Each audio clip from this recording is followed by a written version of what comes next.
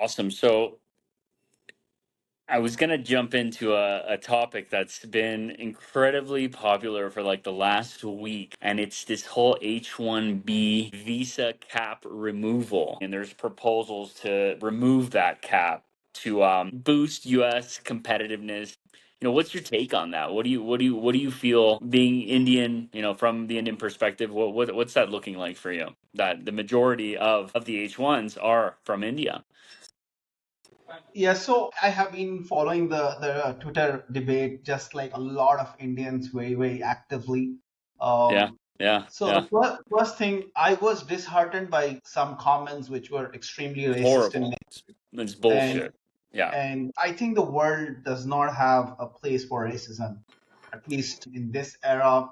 Whatever things that have happened in the past, those we all have learned from those lessons, and I think any sort of racism against any population in the world is extremely hurtful and condemnable.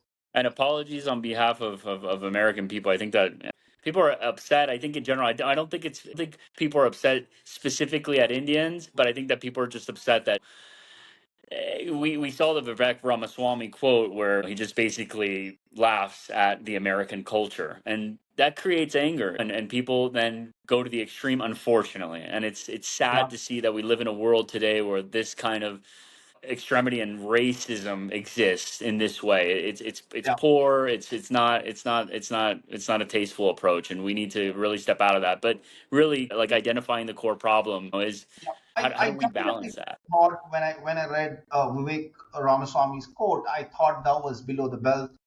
He is a very articulate man, and I think that tweet of his was not up to the standards that he himself holds.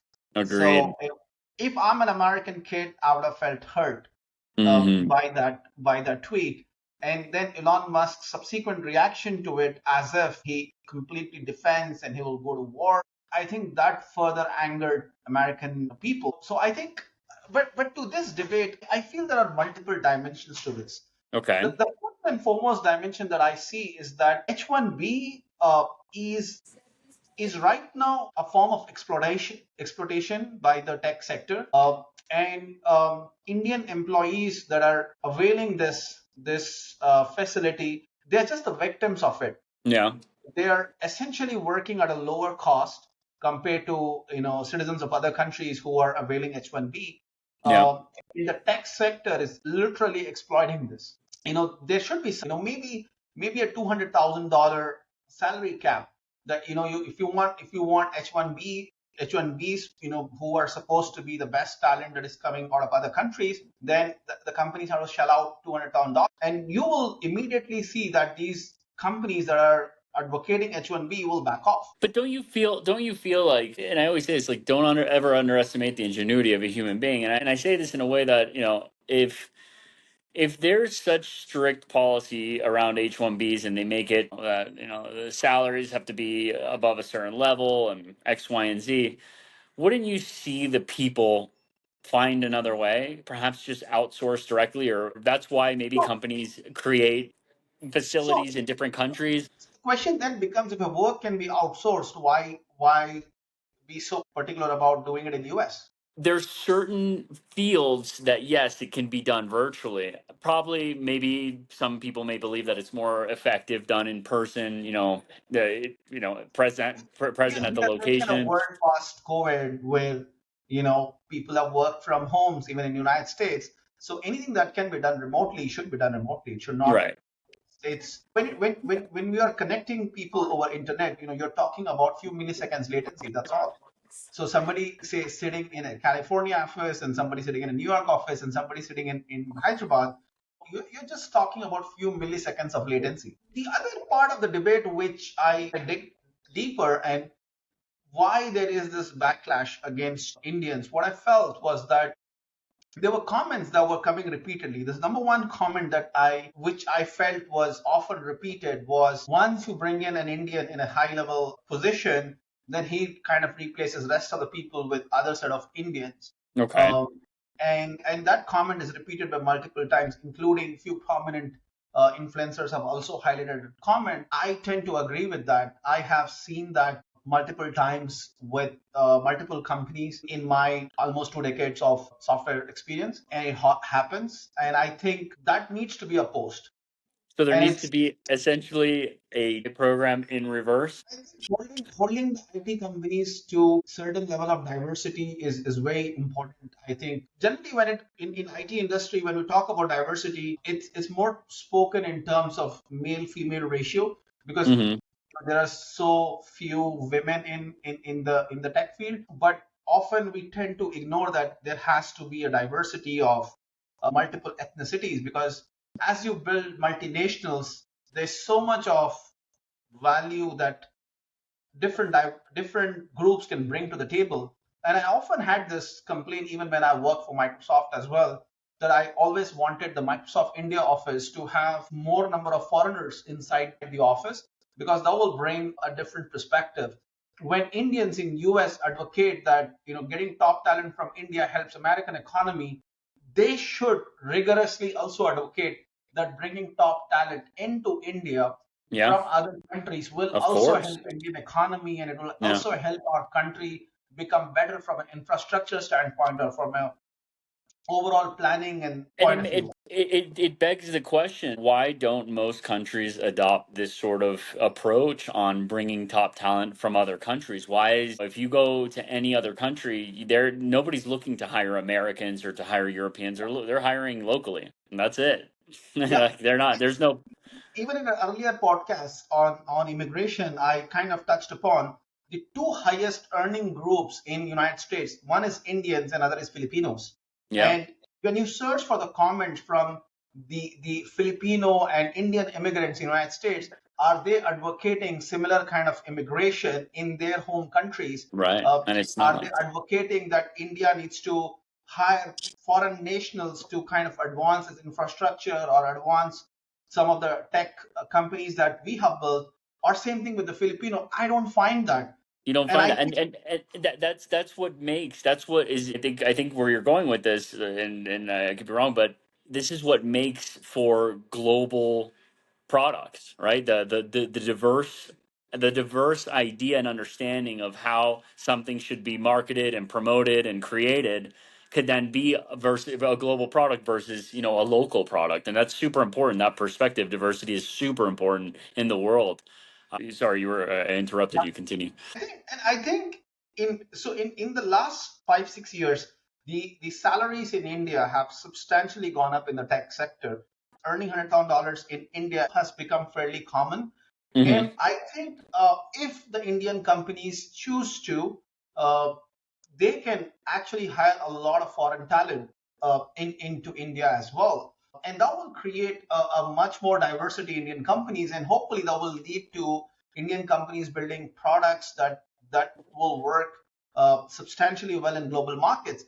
Also, try to reduce down this gap that has happened. This whole Twitter debate has pretty much brought things that was discussed in closed rooms out To the in public. public, right? So And my everything is question to you, rosy. yeah, Yeah, and my question to you is, do you think that because of the diversity, that is why America leads, in companies around the world? That's why the most innovative companies and the most innovative products do come out of America. Is absolutely. that, yeah, it's the Absolutely. diversity. Yeah, absolutely. Diversity helps a lot. It brings a different perspective. It you know it makes critical thinking very common. It reduces groupthink. There are a lot of advantages of just having a diverse team.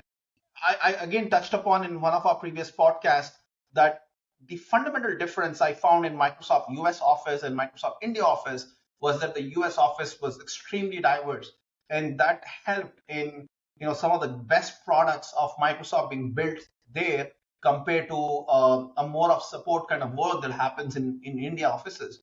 That if you want to build some amazing products out of India offices, We got to have this diversity of Yeah. people from various ethnicities. This is something for the world to hear. The diversity does allow for different perspective. The Yeah, closed box obviously. thinking of a culture can prevent you from thinking, in a different way that can open up, different opportunities. So it's very important to have these brainstorms with individuals that not only think differently, but that come from different cultures, that are brought up differently, have a different standard, and that communication and that ideation can lead to beautiful ideas and perspective Yeah. to So ultimately. the people who are able to get into these top roles and utilizing diversity as an umbrella, they should hold themselves to a very high bar and not reduce the existing diversity in those organizations. Right. You know, because this whole criticism that is coming across, that once you bring in an Indian CEO or an Indian C-level executive, he tends to replace everyone else with Indians.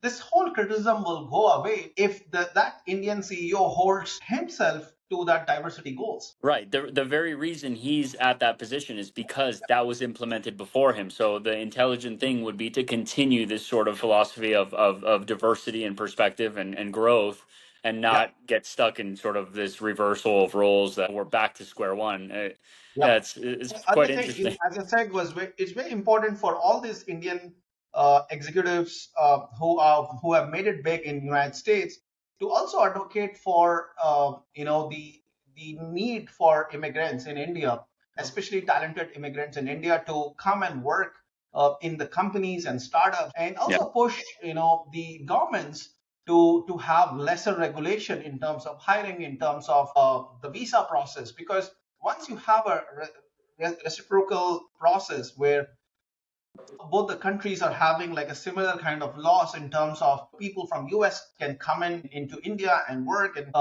and Indians can go to US and work, I think it will create a world of opportunities. I mean, there are 1.4 billion people in India, and that's Right.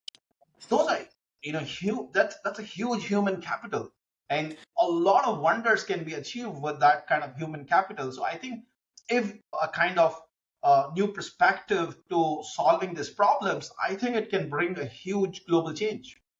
And yeah, we talked about this on our immigration podcast, the idea of like having a global immigration system that would allow for the move and go of different of people that wanted to go and explore the world. And there's many people that want to travel, that want to learn about new countries, that have certain skill sets or want to develop certain skill sets, that if there was some sort of a program that was easily, they can easily be enrolled and get the benefits that people from other countries get when they come to the United States, that would be really amazing. And it would expand and allow for probably more maturity and perspective and growth globally, which is something that we should be heading towards. So I think that this is a fantastic idea.